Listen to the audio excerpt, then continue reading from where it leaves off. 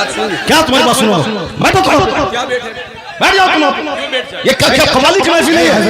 कवाली की महफिल है ये? ऐसे जलील नहीं किया जाता। कवाली की महफिल है ये? मुफ्ती साहब कवाली है ये? कवाली थी वो, ऐसे जलील नहीं किया जाता है। कवाली थी वो, कवाली थी वो, नहीं वो कवाली थी वो। बैठ जाओ सब, बैठ जाओ सब। बस भाई इस्लाह करने के लिए बैठा हुआ हूँ। बैठ जाओ, बैठ जाओ। नहीं वो गलत है, जो कुछ हुआ वो गलत है, जो कुछ हुआ वो गलत है, जो कुछ हुआ वो गलत है, नहीं है। हाँ हाँ, क्या यहाँ तो नाच को सुनना चाहता है वो? नाच को सुनेगा वो, नाच को सुनेगा। नाच को सुनाओ, दीनी मजलिस में नाच कराओगे तुम? बैठ।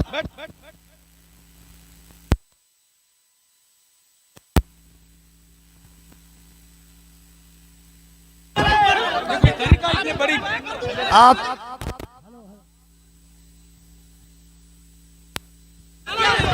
हेलो हेलो, जब मुफ्ती साहब को मालूम था कि शब्बीर बरकाती आ रहे हैं तो मुफ्ती साहब को आना ही नहीं चाहिए था, यहाँ आना ही नहीं चाहिए था। हज़रत आपको ऐसे जलील नहीं किया जाता मुफ्ती साहब, ऐसे जलील नहीं किया जाता किसी को, ये इस्लाम नहीं है। नहीं मुफ्ती साहब, मैं भी जलसा पढ़ रहा हूँ, ऐसे जलील एक मेहमान को इस तरह जलील नहीं किया जाता है, ये कोई मुआवजा नहीं है। आप जान रहे थे कि शब्बीर आ रहा है। हजरत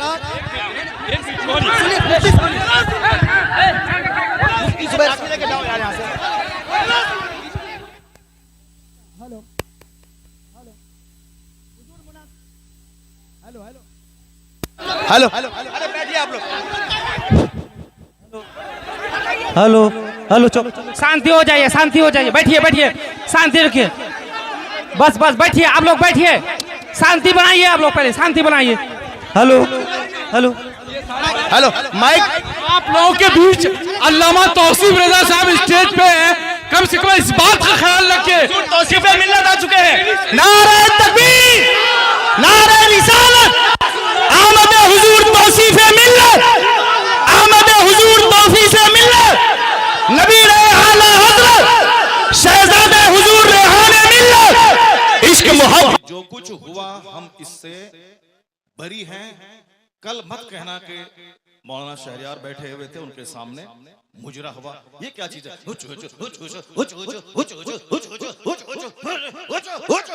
क्या है ये? क्या है ये? तुम लोग कल दियोबंदी हो जाओगे, मैं दावे से कहता हूं। और दियोबंदी कल मजाक उड़ाएगा पूर्णिया का।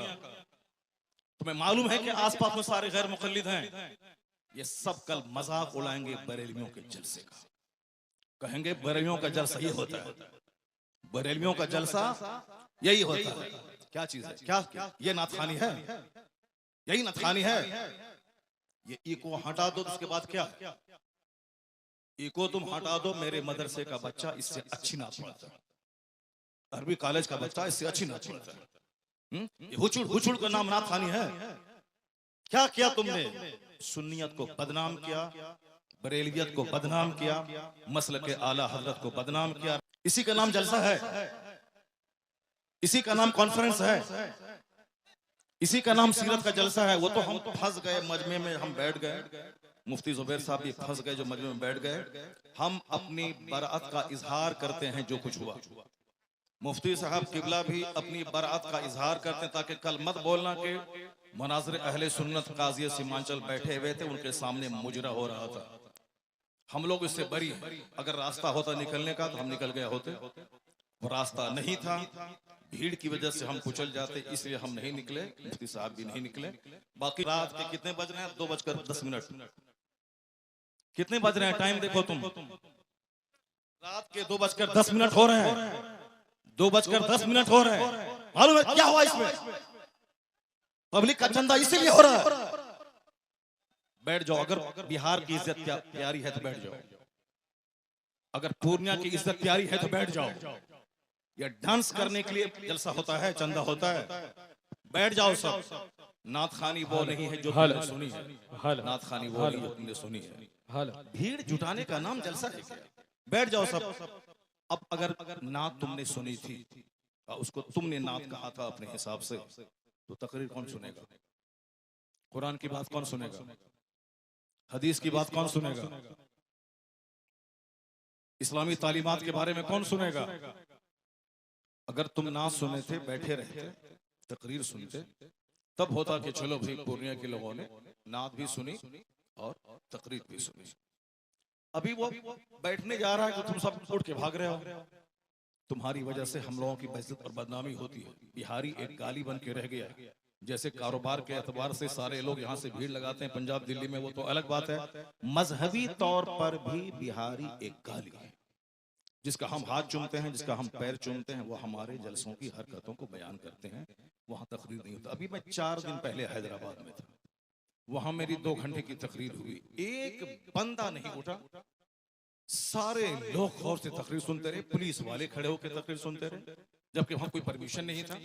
लेकिन वो सारे लोग गौर से इस्लाम सुनते रहे, इस्लाम सीखते रहे। ये है तकरीर, ये है मुसलमानों का इस्लामी जज्बा। ये क्या है? बस हुचुड़ हुचुड़ सुने और भाग गए। ये कोई तरीका है क्या? ये कोई तरीका है क्या? यही नात हो गई क्या? नहीं, मैं उससे बरी हूं। मैं कतान कभी नहीं पसंद करता हूं इस तरह की नात खानी को। जो कुछ हुआ गलत गलत गलत। अब अगर जरा भी गैरत मौजूद है तो बैठ करके थोड़ी देर तकरीर सुन लो, कुरान हदीस की बात सुन लो जरा के बाद। और जो सारे लोग जोर से बोलें, दरूशी पढ़ें, अल्लाहुम्मा सल्ली अला सय्यदना व मौलाना मुहम्मदिन मअदनिल जूद वल करम व आलिहि व बारिक व सल्लिम सलातन व सलामन अलैका या रसूल अल्लाह। इस तरह की मजलिसों से कुरान पाक की तिलावत होगी। कुरान पाक की तिलावत होनी चाहिए 1 घंटा, ताकि मुसलमानों का सीना हिल जाए, इनकी आंखें आंसू बहाएं। यहाँ कुरान पाक की तालीम के लिए मदरसा कायम होता है। मदरसे के जलसे में कुरान पाक की तालीम पे फोकस दिया जाता है। तो हमारे जलसे भी इस्लामिक इन्वायरमेंट में होते हैं। यहाँ मुस्तफा की हदीस सुनाई जाती है। ये बता दे कि तुम लोग यहाँ क्या सुनने के लिए आए थे? ये नंगे सर क्यों आए थे? क्या करने आए थे? सिर्फ शबीर बरकाती को सुनने आए थे? यहाँ जिसके साहब मर्तबे का ये आलम है कि बड़े बड़े उलमा जिनका हाथ चूमते हैं, उनकी कोई इज्जत नहीं है। और तुम साहब एक दुनियादार आदमी की ना सुन रहे हो। तुम्हें मालूम है तुम्हें क्या सब हो रहा है? तकरीर सुनो, हदीस सुनो और अपने स्टेट और अपने डिस्ट्रिक्ट को बदनाम मत करो। ये जलसा है, कव्वाली की महफिल नहीं है। यहाँ कुरान पाक की तिलावत होती है। आधा घंटा तक कुरान पाक की तिलावत होनी चाहिए। सरकार दो जहां सलाम की हदीस पाक की रिवायत होनी चाहिए। इस्लामी तारीख बयान करनी चाहिए। अब जलसा शुरू हो रहा है, यहाँ से गौर से सुनो। अल्लाह तबारक व तआला हमको और आपको सारे मुसलमानों को जलसे की कद्र करने की तौफीक अता फरमाए। जरा एक बार जोर से बोलो सुभान अल्लाह। हाथ उठा के बोलो ला इलाहा इल्लल्लाह मुहम्मदुर रसूलुल्लाह सल्लल्लाहु अलैहि वसल्लम। कुंतुम खैरा उम्मतिन उखरिजत लिन्नास तअमुरूना बिल मारूफ व तनहौना अनिल मुनकर। तुम बेहतरीन उम्मत हो, तुम बेहतरीन उम्मत हो जो लोगों की तरफ भेजे गए हो। और तुम्हारी ड्यूटी है नेक राह पे चलना, नेकी का पैगाम देना, और तुम्हारी ड्यूटी है बुराइयों से रोकना।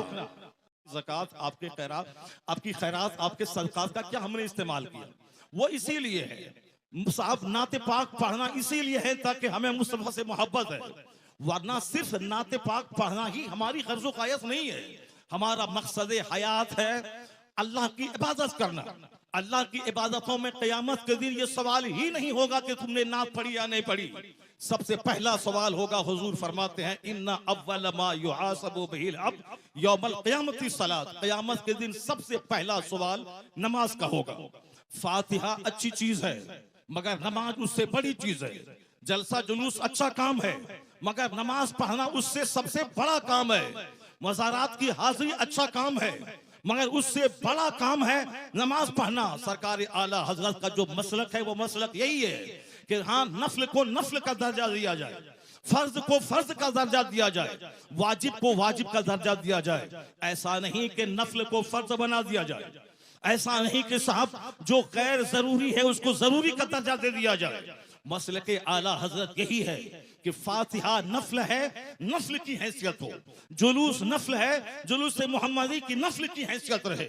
और मज़ारात की हाजिरी नफल है, उसकी हैसियत नफल ऑप्शनल की होनी चाहिए। सबसे पहला जो फर्ज आजम है वो नमाज है। फर्ज आजम नमाज है। दूसरा सबसे बड़ा फर्ज व रोजा है, एक फर्ज आजम ज़कात है, एक फर्ज हज है। ये बेसिक चीजें हैं। कयामत के दिन सवाल नमाज का होगा, कयामत के दिन सवाल रोजे का होगा, कयामत के दिन सवाल हज का होगा, कयामत के दिन सवाल ज़कात का होगा, कयामत के दिन सवाल अखलाक का होगा, कयामत के दिन सवाल फराइज़ वाजिबात का होगा। नवाफिल का सवाल नहीं होगा। अगर नवाफिल फर्ज के साथ मिल जाएं तो फिर उसका दर्जा और बुलंद हो जाएगा। लेकिन फर्ज को छोड़कर नफल बेवजन है, फर्ज को छोड़कर नफल खसो खाशाक की तरह है। तो जो कहता है कि फातिहा हराम है वो मिसगाइड है, जो कहता है कि जुलूस मोहम्मदी हराम है वो गुमराह है, जो कहता है कि औलिया सालिहीन के आस्थाने पे जाना जरूरी नहीं है, फर्ज वाजिब नहीं है, वह जाना गुनाह है, नाजायज है, वो भी गुमराह है। और जो ये कहता है कि सिर्फ नमाज पढ़ें, दरगाहों पे जाना नहीं, वो भी मिसगाइड है। और जो ये कहता हो कि सिर्फ फातिहा पढ़ें, नमाज जरूरी नहीं है, सिर्फ जलसा करें, नमाज जरूरी नहीं है, सिर्फ नात पढ़ें, नमाज जरूरी नहीं है, सिर्फ साहब कव्वाली करें, नमाज जरूरी नहीं है, वो भी मिसगाइड है। बीच का रास्ता है मसलके एतदाल और मसलके आला हजरत के पहले फर्ज अदा होगा फिर नफल अदा होगा। यहाँ नमाज भी अदा होगी, नियाज भी अदा की जाएगी, नमाज भी पढ़ी जाएगी, वज़ारात पे हाजिरी भी होगी, नमाज भी पढ़ी जाएगी, जुलूस मोहम्मदी भी निकाला जाएगा। ये फर्ज और नफल या दोनों मिलकर सीधा रास्ता जन्नतुल फिरदौस लेके जाएगा। नारे मसलके आला तकबीर, हजरत, नारे रिसालत, यही मसलके आला हजरत, इसी का नाम मसलके अहले सुन्नत व जमात है। कल कोई बदअकीदा ये नहीं बोले कि इतने रुपए बड़ा जलसा हुआ, नमाज की बात नहीं हुई। मैं नमाज की वकालत करता हूं कि नमाज के बगैर जलसा बेवजन है, नमाज के बगैर फातिहा बेवजन है, नमाज के बगैर साहब जुलूस मोहम्मदी बेवजन है। इसलिए कि कोई नफल कबूल नहीं होता। आला हजरत ने लिखा है जब तक के फर्ज न अदा हो। 1 करोड़ रुपए की मस्जिद कोई तामीर करे ये नफल है, और ज़कात का 100 रुपया अगर किसी पे फर्ज है तो वो फर्ज है। आला हजरत फाज़िल बरेलवी लिखते हैं कि जब तक वो ज़कात अदा नहीं होगी कोई नफल खैरात काबिल कबूल नहीं होगा। इसका मतलब ये निकला कि जलसा नहीं होगा, ऐसा नहीं, जलसा भी होगा, नमाज पहले होगी, जलसा बाद में होगा, नमाज पहले होगी, फातिहा बाद में होगी, नमाज पहले होगी, नात बाद में पढ़ी जाएगी। आला हजरत से किसी ने पूछा था, हुजूर रमजान में तरावी की नमाज सुनाता हूँ, पढ़ाता हूँ, तरावी पढ़ाता हूँ, रमजान में रोजे रखता हूँ, कुरान शरीफ की तिलावत करनी पड़ती है, क्या मैं रोजा छोड़ सकता हूँ? आला हजरत ने कितना अच्छा जवाब दिया। कहा बहुत सारे लोग हैं जो रोजा भी रखते हैं और कुरान पाक भी सुनाते हैं। अलबत्ता रही बात कि जो कुरान रोजा रख कर कुरान नहीं सुना सकता है, उसको मालूम होना चाहिए कि तरावी की नमाज फर्ज नहीं है, तरावी की नमाज वाजिब भी वित्र की तरह नहीं है, तरावी की नमाज सुन्नत मुअक्कदा है। अगर किसी ने पढ़ा तो फर्ज छोड़ने के बराबर, किसी ने नहीं पढ़ा फर्ज छोड़ने के बराबर गुनाह नहीं होगा। जमात से नमाज पढ़ना ये क्या है, मुअक्कदा अल किफाया है। अगर जमात मस्जिद में तरावी की हो गई और फिर सारे लोग अपने घर में कुछ लोग पढ़ लिए, घर में पढ़ने वाला मुजरिम नहीं होगा। लेकिन अगर जोहर की जमात छोड़ दिया वो मुजरिम होगा। कहते हैं कि जो चीज फर्ज है रोजा, उसको छोड़कर ये तरावी की बात कर रहा है। बेहतर यही है कि वह तरावी अगर नहीं सुना सकता है, अलम तरा कैफा से लेके कुल बिरब्बिन नास तक, इसको पढ़ के अपनी तरावी पढ़ ले मगर रोजा न छोड़े, क्योंकि रोजा फर्ज है, तरावी की नमाज सुन्नत है। ये फर्ज को फर्ज समझा जाए, नफल को नफल समझा जाए, जुनून और मजनू बन के ये न बताया जाए जलसे और जुलूस और अपने आलिमों की तौहीन नहीं की जाए। हमारी सबसे बड़ी विडंबना यही है कि हम लोग गैर जरूरी को जरूरी समझते हैं। अल्लाह पर विश्वास करें, अल्लाह रब्बुल इज्जत ही इज्जत देने वाला, वही बंदों को जलील करने वाला, वही मदरसों को तरक्की देने वाला, वही लोगों के दिलों में अल्लाह ही मोहब्बत डालने वाला है। बेशुमार लोगों ने बड़े बड़े जलसे किए, मदरसे में तालीम नहीं हुई, वह मदरसा उजड़ गया। मैंने मुख्तसर सी जिंदगी में इसको देखा है। लेकिन जिन लोगों ने मेहनतें की, 5 साल के बाद जलसा किया, और अगर अच्छे अच्छे आलिम, अच्छे हुफ्फाज उन्होंने दिया, उसके पास बच्चों के रखने की जगह नहीं है, इतने बच्चे हैं कि वो रख नहीं सकता है। असल क्वालिटी इल्म की है, असल क्वालिटी है आप बच्चों को अच्छी तालीम दीजिए, एजुकेशन दीजिए, ना कि बहुत बड़ी भीड़ भाड़ जुटा करके और अपने मदरसे को फरोग दिए। मदरसा फरोग पाता है इल्म से। मैं तमाम सुन्नी मदारिस के लोग जिम्मेदारों से कहता हूं, तालीम पे फोकस दें, दरसगाह पे फोकस दें, अच्छे आलिम को रखें, अच्छे उफाज को रखें। अगर एक बच्चा फारिग हुआ, अगर सही ढंग से कुरान सुनाया, तो सारे लोग यही कहेंगे, ये बता दे तू किस मदरसे में पढ़ा है, तेरा उस्ताद कौन है। यानी वही एक बच्चा आपका सबसे बड़ा प्रचारक हो जाएगा। वही एक बच्चा आपके मदरसे की खूबियों को दूसरों के सामने एग्जीबिशन करने वाला एक जबरदस्त अलमबरदार हो जाएगा। आपने 10 बच्चों को आपने निकाल दिया और क्वालिटी उसमें नहीं है, वह जहां भी जाएंगे मदरसों को बदनाम करेंगे कि किस उस्ताद ने तुझको पढ़ाया है, किस मदरसे में तुमने पढ़ाया है। क्वालिटी पे जोर देना। बस आखिरी बात सुन ले, अभी मुसलमानों के चेहरे पे एक हवाइयां उड़ रही हैं कि हमारा मुस्तकबिल कैसा है, हमारा फ्यूचर कैसा है, हमारा आने वाला दिन कैसा है। आपको मैं यकीन दिलाता हूं कि इस्लाम का आने वाला दिन इतना सुनहरा है कि कोई दिन ऐसा नहीं गुजरता जिस दिन कोई पढ़ा लिखा आदमी कलमा पढ़ के मुस्तफा का गुलाम न बनता हो। कोई दिन ऐसा नहीं गुजरता जिस दिन अमेरिका जैसे हाईली क्वालिफाइड और तरक्की याफ्ता मुल्क का कोई एक दानिश्वर कलमा पढ़ के मोमिन न होता हो। या जोश में ये बातें नहीं बोली जाती हैं, बल्कि ये बातें दलाइल और प्रूफ के साथ की जाती हैं। आप अगर पढ़े लिखे आदमी हैं, हमारे बच्चे स्कूल कॉलेज में पढ़ते हैं, मैं उन बच्चों को कहता हूं, एक नाम आपने सुना होगा जॉन डी रॉकफेलर का। हमारे शेख बैठे हुए हैं, शेख का दौरा लंदन होता है, हमारे हजरत का दौरा अमेरिका होता है, हमारे हजरत का दौरा अफ्रीका होता है। वह सारी दुनिया के हालात से बाखबर है। मैं अपने शेख को कहता हूं कि जॉन डी रॉकफेलर वह दुनिया का सबसे पहला अरबपति। आज की तारीख में बेशुमार अरबपति हैं, टाटा, बिरला, जिंदल, मित्तल, अडानी, अंबानी, ये सारे के सारे अरबपति हैं। लेकिन जॉन डी रॉकफेलर वह दुनिया का सबसे पहला अमेरिका का अरबपति, बिलियनियर, मिलियनियर ही बिलियनियर यानी अरबपति, जिनके पास खरबों की दौलत थी। 53 साल की उम्र में वो खरबपति बीमार हो गया। बीमार होने के बाद अब उनको लगा कि अब जैसे कि मैं मर जाऊंगा, जब मर ही जाऊंगा।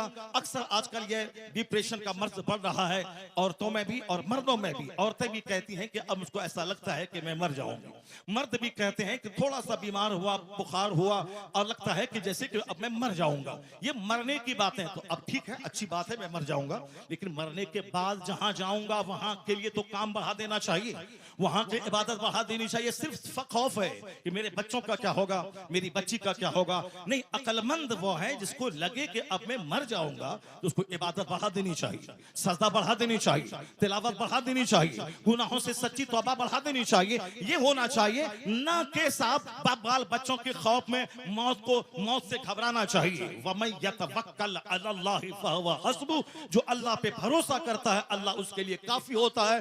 कुरान में आया है, ला तक़तुलू औलादकुम खश्यता इमलाक, गरीबी के डर से बच्चों को कत्ल मत करो, मैं तुझे भी रोजी देता हूं, तेरे बच्चों को भी रोजी दूंगा। रोजी देने वाला अल्लाह है। वो अमेरिका का खरबपति, उसने सोचा कि अब जब मुझको मर ही जाना है तो अब क्यों नहीं सदका तो खैरात करके मैं मरूं। अपनी दौलत का एक बड़ा पार्ट मेडिकल एक्सपर्ट के खर्च पे उन्होंने डोनेट किया कि नई नई बीमारियां और उसके इलाज और ट्रीटमेंट दरियाफ्त करने के पीछे मेरी दौलत का एक बड़ा हिस्सा खर्च होगा। उन्होंने एक स्कूल बनवाया, गरीबों, मिस्किनों, माजूरों, बेवाओं के बच्चे स्कूल में पढ़ेंगे, फ्री तालीम। उन्होंने एक बहुत बड़ा हिस्सा अपनी दौलत का हॉस्पिटल पे वक्फ किया, यहाँ गरीबों, मिस्किनों, माजूरों, कम पैसे वालों का इलाज होगा। यानी अपने पैसे को गरीबों के लिए, सोशल वेलफेयर के लिए, चैरिटी के लिए उन्होंने दरवाजा खोल दिया। उसको ऐसा महसूस हुआ 2-3 महीने के बाद कि अंदर से उसका कैंसर का जख्म हल्का हो रहा है। ये द टाइम्स ऑफ इंडिया जो हिंदुस्तान का अंग्रेजी अखबार है, हमारे बच्चे तो एमए करने के बाद भी एक जुमला अंग्रेजी नहीं बोलते हैं। जिसको होना था डीएम वो चपरासी की भी नहीं बन पाए, जिनको होना था साइंटिस्ट वो गली कूचे का दिल फेंक आशिक बन गया।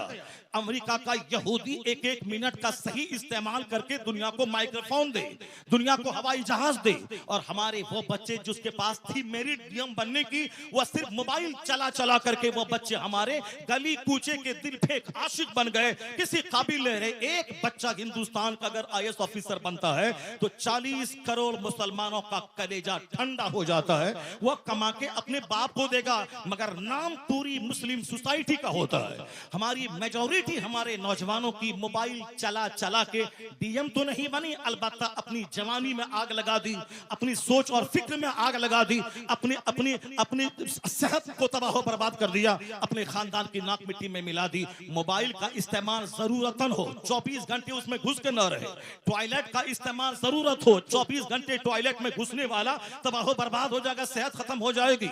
यहूदी एक एक मिनट को कीमती समझते हैं तो जलील कौम दुनिया में सबसे मालदार कौम है। जबकि नमाजों की पाबंदी हमें वक्त की कदर सिखाती है, जबकि सहर और इफ्तार का सिस्टम वक्त की कदर सिखाता है, जबकि ज़कात का मैनेज हमें एक एक मिनट को कीमती समझने का पैगाम देता है। 1 मिनट पहले दाना हलाल, 1 मिनट के बाद दाना हराम, ये हमें पंक्चुअलिटी सिखाता है। मगर अक्ल रहे तब न इन बातों पे हम गौर करें। हमारे पास तो गुस्सा बहुत ज्यादा है, हमारे पास जज्बात बहुत ज्यादा है, हमारे पास सब छोटी फिक्री की वजह से हम जो लायक थे उस लायक नहीं बन पाए। अमेरिका का खरबपति, उन्होंने दौलतों का एक बड़ा हिस्सा स्कूल पे, हॉस्पिटल पे, गरीबों के राशन के किट पे और मेडिकल एक्सपर्ट की टीम बैठा के, ताकि नई बीमारियों का इलाज खोज करने के लिए वह टीम खास रहे। उनको ऐसा लगा जब से वह चैरिटी सदका तो खैरात का काम शुरू किया, अंदर से उसके बदन का जो कैंसर था उसका मर्ज दूर होने लगा। 4 महीने के बाद उन्होंने टेस्ट करवाया, उसके अंदर का कैंसर खत्म हो चुका था। अब वो शख्स दुनिया वालों को बताया कि दुनिया वाला गवाह रहे, दुनिया वाला गवाह रहे कि चैरिटी से बीमारी का इलाज होता है, सदका से बीमारी का इलाज होता है, खैरात से बीमारी का इलाज होता है। उन्होंने कहा खैरात से बीमारी का इलाज, बीमारी के इलाज के जितने तरीके हैं उसमें सबसे बड़ा तरीका यह भी है कि चैरिटी और खैरात से बीमारियों का इलाज होता है। सदका तो खैरात से मरीज सेहतमंद होते हैं, सदका तो खैरात से मरीज सेहतयाब होते हैं, सदका तो खैरात से मरीज सेहतयाब होते हैं। उन्होंने सारी दुनिया को बताया। हमारे शेख आ गए, एक दूसरे शेख की आमद हो गई जो बरकाती खानवादे के शेख हैं, वो आ गए और शहजादे आला हजरत यहाँ बैठे हुए हैं। बस मेरी गुफ्तगू खत्म होने वाली है, उसको गौर से